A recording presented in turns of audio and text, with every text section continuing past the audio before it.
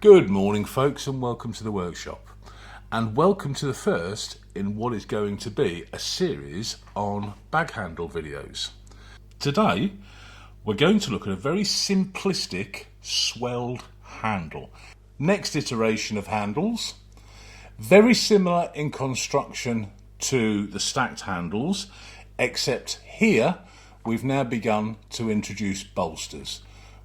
Next in the handle series, it is a bound handle, and we are going to be looking at wrapping a piece of leather around a core to give us a lovely bound handle.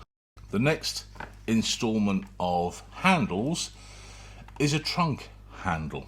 Its construction is one strip of leather folded round twice, and we can just lightly draw across.